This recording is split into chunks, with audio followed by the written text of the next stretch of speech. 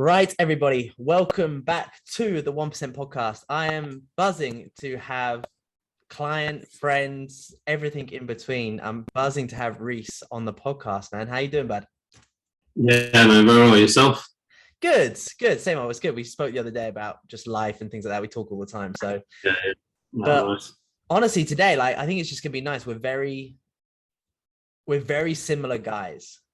We're very similar guys, which is quite nice. Yeah, We're not your typical bro, if that makes sense. yeah. You might have seen it. We might have seen it. Tattoos, fucking piercings, whatever it is. But we're actually we're very soppy. We're soppy bollocks. So Yeah. but honestly, man, it's gonna be really nice just to chat. But just a little intro, like who you are, what you do, things like that, man. Because obviously, I've known you since since the clubbing days. So it's been crazy I to think I wasn't. Fucking hell. yeah, so it's been great to see your progress, but just kind of like a little insight to kind of growing up, things like that. Like what are you, what you doing even? Nice. So yeah, I kind of brought up around Shiplake. So I went to Shiplake College. I then Clarify, people in the world might not know where Shiplake is. oh, yeah. I forget. So it's in the south of England. It's near Henley on Thames. It's around that area. So yeah, I went to a school called Shiplake College. I was there for year 12. So I think that's the second last year of sixth form. Yeah. I then dropped out. I went to Reading College to do a music course. I think I did that till I was 17, 18. And then, during that period, I think that was the first time that I met you, was, standing outside Q Club doing flyers, which is like a nightclub in, town. And then, we kind of got speaking a little bit. And then, so I got you as my coach and I was 18, was it? Or 18, 19? So I think we've been together for mad. Yeah, what is that like? We did. Can't even remember now. I can't even remember. It's been that long. So I think we did 2 years, and then you did your own thing for a year, something like that, roughly. Yeah. Oh yeah. So we did the photo shoot, and then and then I went traveling to Australia. That's it. Yeah. Came back, worked in a shitty law firm for a year, I think. Oh, you did? And then yeah, I remember that. Yeah. And then we were working together again. And then I got a sports course. So so I went for that. And then we took a little break, and then we came back. Started working together again, and then I applied for the police. I was about to join the police, and then literally 2 weeks, before my start date, I cancelled the whole thing, and now I've gone down a route which I truly wanted to do, but I think I was deep down I was really nervous. I think I was kind of I think in life you kind of, if everyone kind of gets to these crossroads where you can either truly do what you really want, or you can play it safe, get the mortgage, get the the monthly income coming in. So I think I kind of got to those crossroads, and I kind of looked around, and I kind of thought about when I get old, do I want to be that old grumpy guy who's living with regret and all those sorts of things. So then Hang on, I think I lost you a little bit there. Living with regret. So I think we all kind of get to those crossroads in life where you can either do what you truly want to do, or you can kind of play it safe. So I been off the police 2 weeks before I was due to start, and now I'm a online coach. I'm going to be qualifying as a PT in the next 2 months. So Sick, man. That's it. I think what's generally, we could talk about life and stuff like that here for hours, because we pretty much did the other day as well. So, but I think what's been amazing is obviously it's nice because obviously it's not the area and things like that. Don't get me wrong, we grew up in a really nice area. We had good childhoods and things like that. Yeah. But we have a very different mindset on, like, I think Reading and that kind of Oxfordshire area or Berkshire area is very closed-minded. It's a very closed-minded area. And like you said, when you're trying to decide what you want to do, especially in your early 20s, and it's just like, you feel like you need to have this life that kind of like potentially your parents want you to have, or what society says, but actually it's not truly you. And we've had this discussion loads of times, like you being like, is this the right thing to do? And like, oh my God, this is fucking petrifying, like financials, like everything like that. But you did just fucking like, right, go for it. And now obviously like you've even like in the last couple of weeks, man, right? Like you've left your job and things like that. So now you're like, right, I'm focusing on my online coaching business, my PT, getting all that qualified. And what's been lovely to see you grow is obviously, like I put it in that post, right? It is like seeing a boy just transform into a man. And even with your goals in the future, it's like, well, cool. Like even like your mindset, you're like, right, I'm going to work fucking head down for PT for 8 months. That's going to set me up. And then potentially I can move out to Dubai and things like all this sort of stuff, man. It's crazy. Just you had this conversation, like you said it to your friends, right? And they're a bit like, like good luck, bro. And you're like, that's kind of like, nice dream sort of thing, but they do them, so like it doesn't really bother me. Like I think like as long as they're happy with what they're doing, but like, I know like what I don't want to do, so like I kind of just go after like what I really want to do. So 100%. And what is that? What's so like, if you, I'm never going to be like, right, this is the deadline, right? This is what it looks like at the end. But what does it kind of look like for you? What would like true happiness look like for you? I think obviously, like helping people, like feel better for starters, look better. Like I think, for me, like my coaching is very much like, I want you to look good, but I also want you to feel good. And like, I think that's kind of, like what you helped me with as well. Like, I don't think I was particularly insecure, but like inside, like I kind of wanted to like feel better like about myself, and we definitely did that. But like for me, like I think happiness is, I don't really want to live in the UK. Like for me, that's just something that I don't really want to do. Like, I don't really like the vibe here. I think the blueprint is kind of to get into a 9 to 5, to just live for the weekend. Like everyone like in the UK, like it's fucked.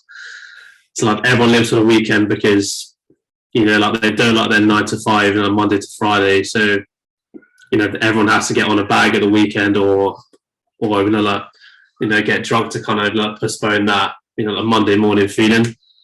And like, I just wanted like something better for myself. So for me, part of my happiness would be for example, I'm living in Australia. I would quite like to be a online PT there, or like we discussed, like I want to live in Dubai. But like for me, like I think the main thing is to like change people's lives. Like making them feel good, look good. And like even the conversations that we have now, like my mindset is like starting to turn like that. So you can even help people like that, and like it's mad what a coach can do. And like where you can be in like the next 10 years. I kind of thought, mate, 10 years, I'll be like, mate, the next 6 months for you. That's kind of crazy. Like if you think back to like at least the last, mate, if you think 6 months ago, like even 6 months ago, like you, not even six, well, just over, like you just did your first show, everything along those lines. You've quit numerous jobs. You started an online coaching business, like in the last couple of months. So you're like, well, fucking 10 years. I'm like, what does the next 6 months look like for you? It's crazy. Yeah, and that is, but like it's, but you kind of, you don't really realize it like until like properly look back and like fucking hell. Yeah. It's just just one of those things, and like you want to move like so quick, but then you kind of, you just kind of forget to look back and be proud of like where you've come, and just like it's an easy where you're going. Yeah, it's an easy thing we all overlook it, because if we look back and like, I always kind of think of it like people can relate to money. So Yeah. kind of related to that. So I'm like, if you save £5 every week, what would that look like in 20 years with an interest of 5 to 7%? I don't know the numbers, right? But it's probably a lot. So like 5 times 52 times by 20 years, whatever that is a lot of money. So actually, like, people need to see their lives like that, exactly the same. And it's the same when it comes to your health, your fitness, everything along those lines. It's not about hunting for this end result. And me and you have been caught up in that before. Like, probably when you did your shoot, even getting on stage, you try and focus on like, what does this end product look like? And then the next time you get on stage, you'll be actually focusing on every day, just being in the now of prep, not thinking, fucking hell, let me just get through the next week, the next 2 weeks, and let me just get on stage and get it done, sort of thing. Yeah. Just take it day by day. Yeah, 100%. And that's what I like, man. Like, what's good about you, very, very important for me. Like, for example, that's the reason I work with Cam and things like that, is because the coach Cam is in the trenches. He's training hard. He's doing everything. He's done it, sort of thing. He's led by the front. And I think that's the most important thing that you've done as well, to really boost your name already. So the fact, like, anyone that watches on YouTube, I'm going to share Reiss's first photo shoot. So this was when we first started your first shoot, which is absolutely crazy if it shares the screen. Yeah, mad, in it, the skinny fat. That's crazy, bro. Right? Like, that prep was a very special one for you, for sure. Yeah. Like, I think the first one is like, you learn, or like, so much about yourself, and even the prep for the show, like, you learn, completely different things. But I think the first one, like, is always like, because you kind of, like, you learn to say no to, like, quite a lot of things, and you kind of find out, like, what's important to you, and like, how determined you are, and like, focused, and just it's nuts, man. like, it's crazy. I just fell in love with him, from that day. But that was mad.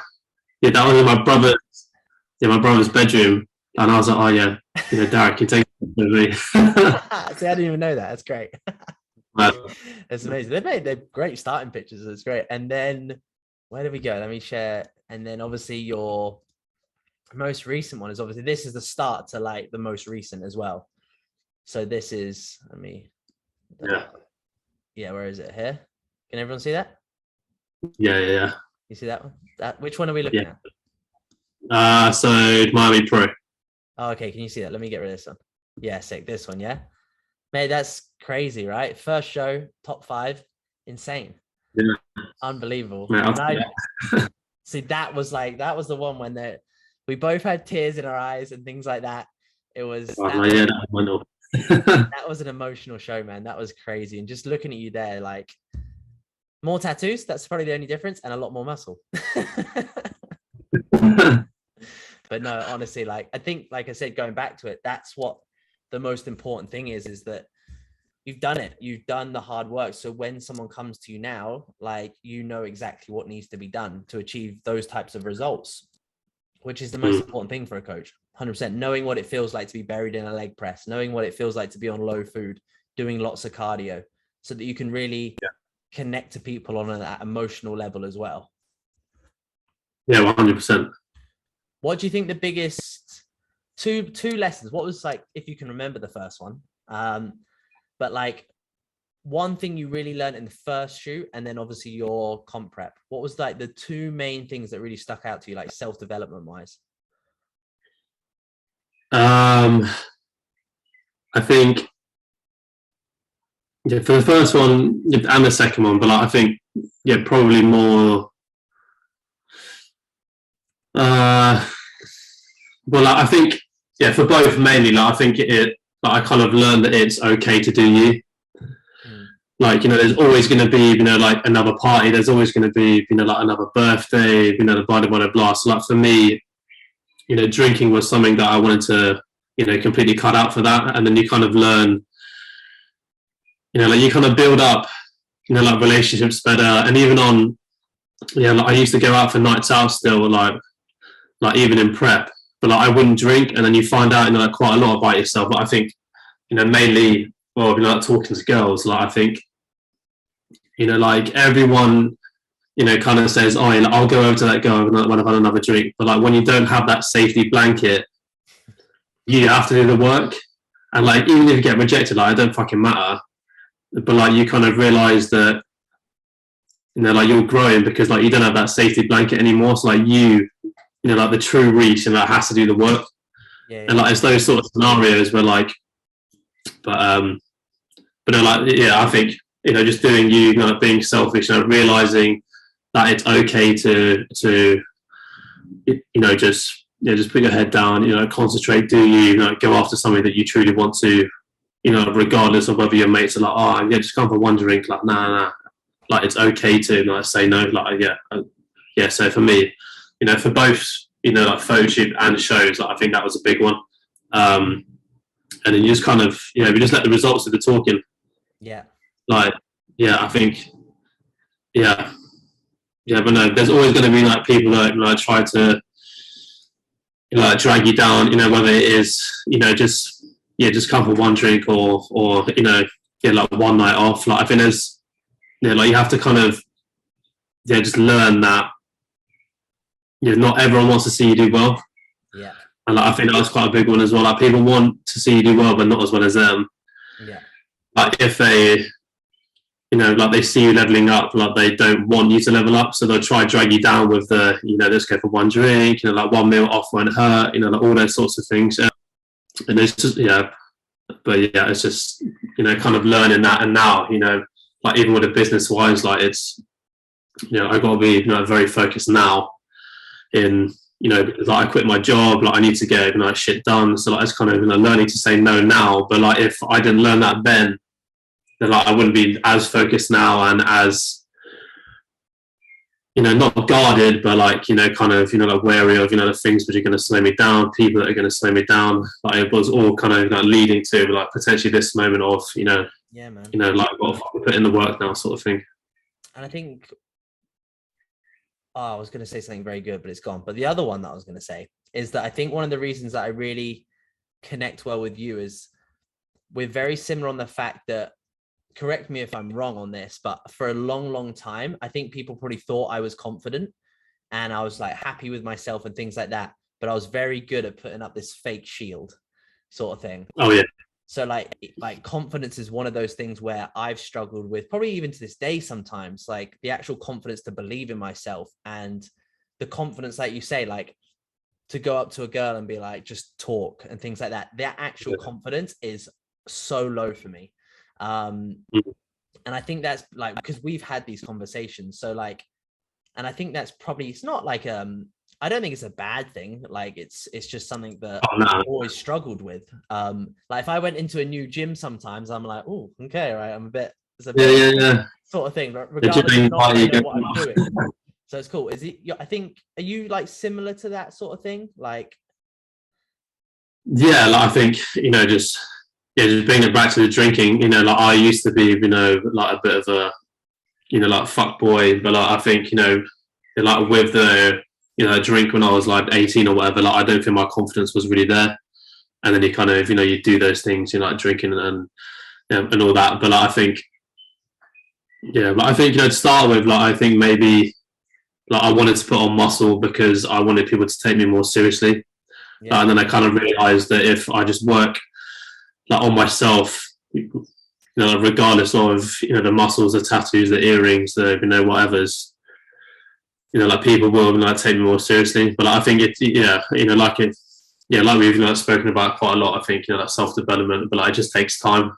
But but like, I think, and for me, like a big one, for confidence wise and self worth is like if you say that you're going to do something, do it. And like I think that was a big one for the photo shoot. That was a big one for the competition. This is a good, going to be like a big one with the business, the personal training. Like if you say you're going to do something, do it. And like I think especially for me, like confidence and that self belief, like all comes from doing what it's doing what you said you were going to, and so. No, it's true. It's true. It's definitely one of those areas that, like we said, like self development never ends. And even for me now, I'm trying to I guess trying to build confidence up sometimes. Like I feel like life just sometimes hits you and it takes your confidence away and it takes that belief. And sometimes you got to build it back up again. I just think sometimes, like for me, I just wear my heart on my sleeve so much. And Yeah.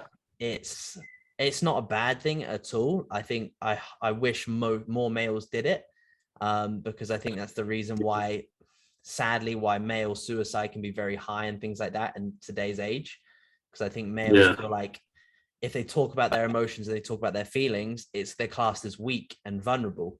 Mad, isn't it? But actually, I feel like vulnerability is the biggest strength of any individual. To have the 100%. power to show your vulnerabilities to anything, from if you want to be fully vulnerable to your partner, friends, like vice versa, like even us having this coach and client technically conversation. But we kind of know where to draw the line, right? Like when you're in prep or you're in off season, I'm like, right, bro, you need to fucking do X, Y, and Z. But also then we have like friendship mode. So we know where to draw those lines. So wherever you can express that vulnerability, I think it's a powerful tool for sure. Yeah. So, and you're a big one for me. I did a post the other day about, the persona around, like tattoos, muscles, that sort of thing. And I was having a conversation with my mate called Nick, and like we were kind of talking about this persona. Yeah, because I was saying that I was attracting the wrong sort of girls, and then he said, like he could, like feel it in my posts, he could feel it in my videos, all that sort of thing. And like he said that I was hiding behind this persona of, well, like fuckboy, that sort of thing. Like, and for me, like I'm not that, and like like you said, like we're well, just like sensitive guys, wear our like heart on our sleeve, we're quite emotional, like connected to ourselves, and it was just kind of learning to kind of just drop the act, drop the persona, just be you. And like I think that was a big one for me, and like I've only just kind of just learned that really, but like it's like it's mad the way that like you kind of hide behind the tattoos, the muscles, the the nice clothes, all that sort of thing. Like if you just drop that and just be you, like, I think that's a big one. And like, I think like quite a lot of lads, like especially like they kind of they see the lads on TV, eggs on the beach, whatever. Like they kind of want to be, let me be like that, and I thought that just be you. And but if people don't like it, then fuck off. Like it's pretty much. And I think like you say, no, that's it. And like you say, man, when you do have that kind of light bulb moment just to do you, it's mad. It makes you so light. Like you just feel like all this pressure comes off your shoulder, and you just feel like, actually, this is me. This is who I am. This is what I do. And I'm so happy now that it's kind of, now that I can feel like I can have that transparency and that vulnerability out there. It's massive. Because I was like, I think people just assume because of, I don't know, like potentially what you look like. I'm like, I've never had a one night stand. I've only slept with people that I've been in a relationship with. So I'm like, that's it. If people just judge on this image and things like that, but like you say, potentially, were we giving out a certain image? And you're like, I don't know now. But and even on that dating apps, but I don't really use now anyway because I think they're fucking tragic. But like, if they've got like a match of girls, it'd be like, oh yeah, you're like such a fuckboy. I'm like, what? You know what I mean? Like you just fucking before. I was like, what the fuck? This is bullshit. I feel like we should Google the definition of a fuckboy. Actually, hang on. Oh, yeah, 100%. I wonder what it's like. This will be interesting. This will be interesting to know, right? Yeah. Fuckboy definition. Right.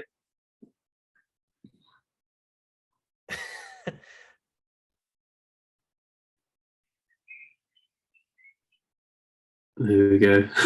Okay, it's kind of obvious, isn't it? It says it's a man who has many casual sexual partners, but it says a weak or complacent man. Fair. So there you go. That's the definition of a fuckboy. Apparently it's all one word as well. So there you go. But no, it's true though, isn't it, man? It's like, I don't know. Like we grew up in the same, we grew up in literally the same schools almost, like next door to each other. We went to various colleges and things like that. And we actually like have very, very similar mutual friends. And it just goes to show like how, I don't know, just how our lives have kind of drifted in a very similar direction. And again, I think that's why we connect very well together. What's the I guess what's the mission for you now, man? What are you up to at the moment? I quit my job.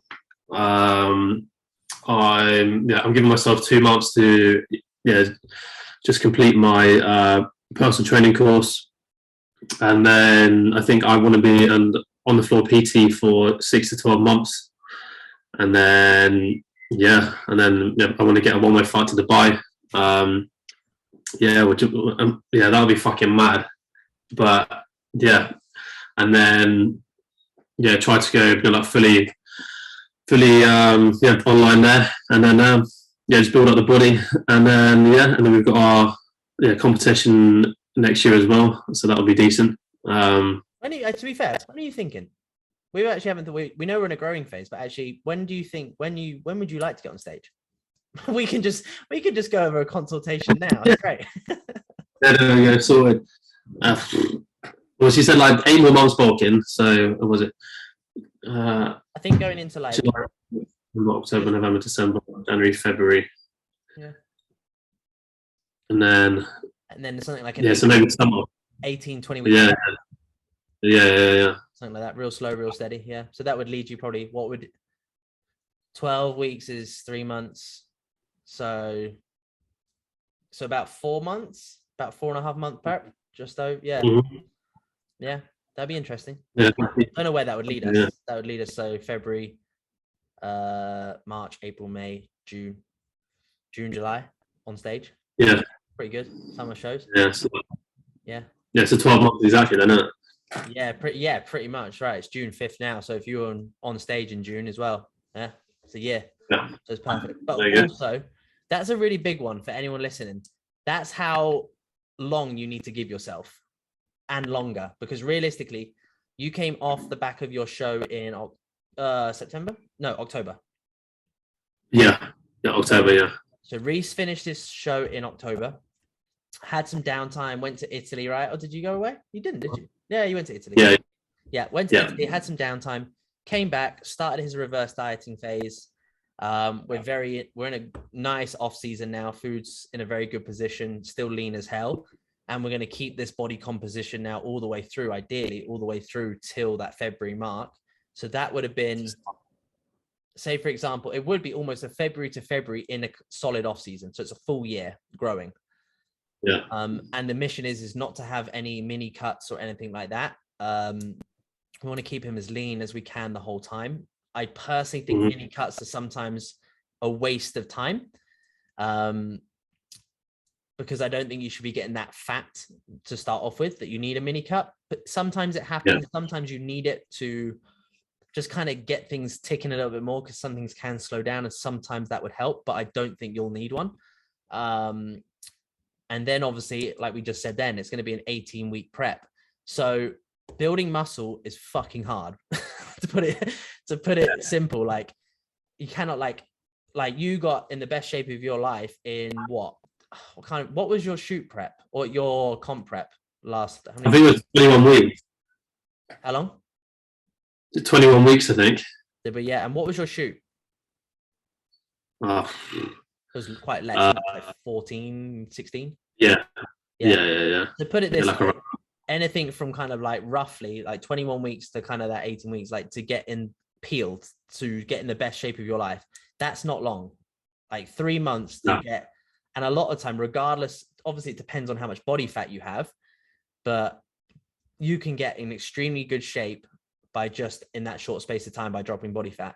But building muscle, on the other hand, is absolutely a full-time job, because it'll get to the point where Reiss's food's going to be on, it's on good amount, but he'll easily be on 4,000 calories pretty much every day. And eating that every day for months is a full-time job. It's fucking hard. Yeah. And if he misses those meals or he doesn't eat enough those days, he needs to make up for it. Yeah. So literally.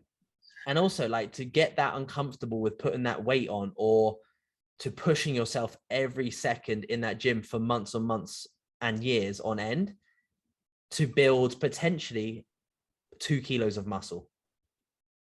Yeah, like it's mad. Like you literally train just to get like 1 rep better, or to put on the weight of like 1.25, and then like it's like it's crazy. Like it's compared to shredding, where like you see like you see the fat week. Bulking. It's like, am I even fucking growing? You know what I mean? It's fucked. But then like over the month, you see like, oh shit. Like it's just kind of just getting like your mind's like around that. And yeah, you have to switch the mindset, don't you? Because like visually it's not as appealing. Like you get worse, you start to look worse and worse and worse over the time period. So you do have to go on other metrics of performance. Are you getting stronger? Are you moving weight better? Are you contracting muscles better? Are you even just getting more technically advanced with your training? And if you can tick all those boxes, it's impossible for you not to grow muscle or build muscle. So that's it. And also, like when we're in a dieting phase, it's very simple. You're like, right, nail your cardio, nail your steps, nail your fucking calories, protein, whatever it is. And then you got to stay strong throughout that. But the uncomfortable thing with like obviously growing is like, it's sometimes not very nice to put that weight on your back. Like Reiss is very good at squatting. Like his squat is very strong. So like his squat's going to get very, very heavy, and that's going to get very intimidating. To be like, right, what you have to do mentally to get yourself in the place to do that squat is going to be a fucking scary place. You're going to have to take yourself to like a little dark zone. And that's the hard thing, to mentally put yourself in that position 5 days a week. It's emotionally draining. It really is. And I'm fucking doing legs twice a week, so I have to get it in there. Like, fucking hell. Yeah, that's it. But can you imagine how your legs are going to look in a year's time? Oh, it's stacked for you. But no, honestly, like never. I think that's the thing, is like there's that whole on season, off season, right? When you're in prep, you're focused. And when you're in your off season, you can have more fun and things like that. I'm like, yes, you can go out for dinner, you can enjoy life, but there is no off switch. Like, because that's the time, like if you just kept doing what you were doing with no real kind of focus and things like that, you would go into a prep next year and look the same as you did the last year. That's the reality. So like the fact that now, and even when you say, like when you send me videos and things like that, and you're like, right, and you sometimes answer your own questions, when you film it back, you're like, oh shit, like I need to slow this down, or I need to get a bit more depth here, things like that. You're so self-aware now of what you need to do, and the accuracy that you need to do it at every day is crazy. So that's what I love about like your process, is just seeing how you grow as an individual, as a man, and as an athlete now as well, which is amazing. And now as a business owner running his own business, it's crazy, man, compared to like the kids that we were fucking like, I was fucking handing out flyers for a fucking nightclub. And I just £10. Yeah, that's it. I was probably one of you. I probably gave you a flyer to go into the club. Yeah, fucking hell. It's crazy, man. It's crazy. But no, honestly, absolutely insane, man. Absolutely insane. So it's good. And I think it's good that you quit your job. It's a very, very good thing to do. Yeah, it is. Yeah, it's just, like one of them, like I think, I just had to rip the cord off in a safety blanket and just fucking, just put your head down and just fucking go after it. But it is quite scary. Like obviously, like I don't have, the money, but from that job and like coming in. But like I think, if you work hard, like you can definitely get it back, and all those sorts of things. But 100%. Otherwise, if you don't take those risks and you don't listen to your gut, it's that thing, like you said, like, will I regret it? And I'm like, if your gut says to do it and things like that, we had the conversation, you said, it's shit anyway. So I'm like, great. Now we're fucking done with it. Do you know what I mean? So like, you've done your time there and things like that. But now it's like, right, you need to spend that time that you've got now and spend it on yourself, your own training, even like down to things like eating more efficiently and resting more, but then also with the extra time working on the business as well, which is great. Yeah. So it's insane. No, which would be perfect. No, absolutely amazing. No, but honestly, bud, I won't keep you for too much longer. So I'm going to ask you a little question. So with these podcasts, it's called the 1% podcast for a reason. So you need to give someone one piece of advice that is going to take them 1% further forward tomorrow. What's that going to be? Right.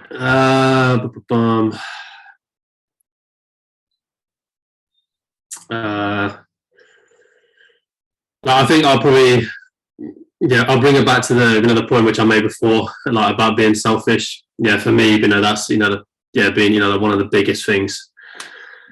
Like I think, kind of learn, like who you want to hang around with, who your like environment, like all those sorts of things that you have to, like kind of, just like paint this, that picture of the kind of things which are going to help you the best, like whether it is, like quitting the job like I did, whether it is, stop hanging around with this person, whether it is, taking a break from, drinking, all those sorts of things. I think it's, just like really like important to kind of learn that it's okay to do you, it's okay to be selfish. And if there's something that you want to do, regardless of, like what your friends, what your family think, like if it feels right for you, then just go fucking chase it.